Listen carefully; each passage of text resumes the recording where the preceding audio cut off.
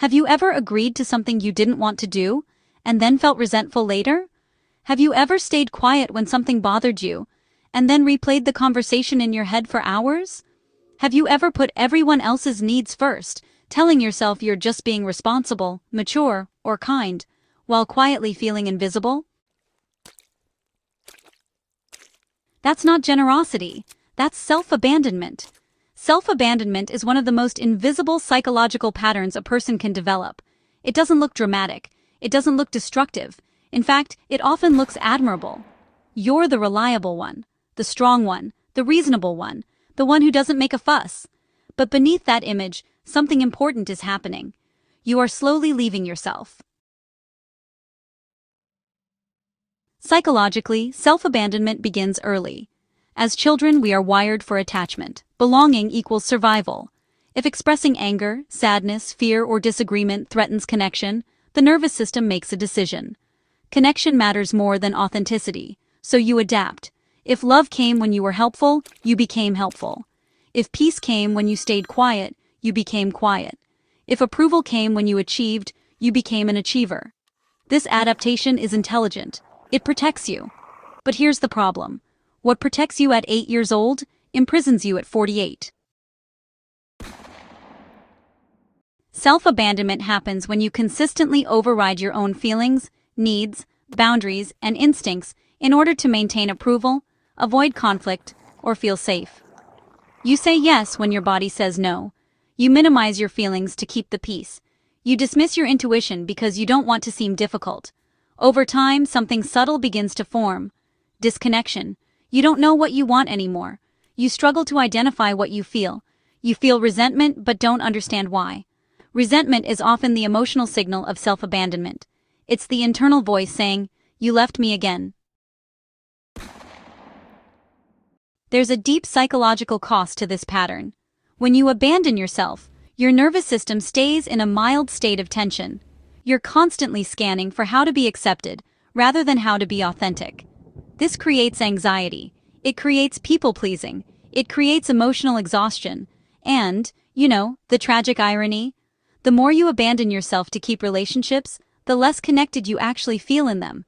Because real connection requires presence. And you can't be present if you're performing. Self-abandonment also erodes self-trust. Every time you ignore your intuition, your internal system learns. My signals don't matter. Every time you suppress anger to appear calm, your system learns. My emotions are inconvenient. Eventually you stop hearing yourself clearly. That's when life begins to feel confusing. You may look successful, responsible, put together. But inside, there's a quiet emptiness. A question forms. Who am I really? Breaking self-abandonment isn't about becoming selfish. It's about integration. It starts with awareness. Notice where you override yourself. Notice how quickly you say yes.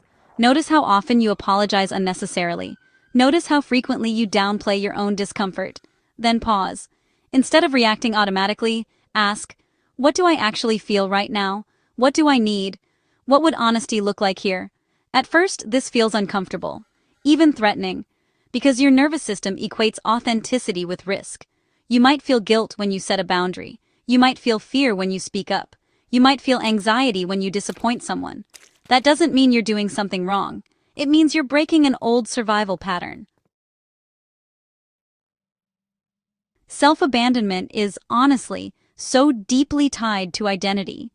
A lot of people unconsciously define themselves by being needed. If you stop over-functioning, who are you, really?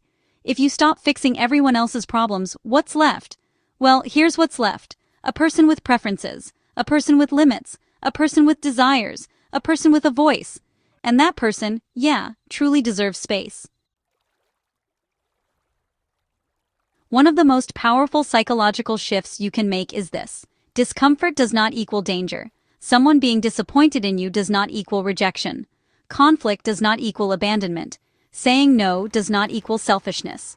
Healthy relationships can withstand boundaries. In fact, they actually require them. When you stop abandoning yourself, something remarkable happens.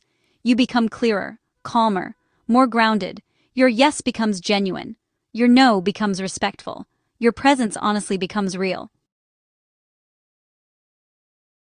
And relationships either deepen or, they fall away. If they fall away, it often reveals something important. They were connected to your performance, not your authenticity. That realization can hurt, for sure, but it's also really liberating. Self-abandonment is not a character flaw, it's a learned strategy. And anything learned, well, it can be unlearned. Start small, express a mild preference, decline something minor, admit a small truth, honor a tiny boundary. Each time you choose yourself, calmly, respectfully, you rebuild self-trust. Over time, your nervous system begins to understand, I can be authentic and still be connected.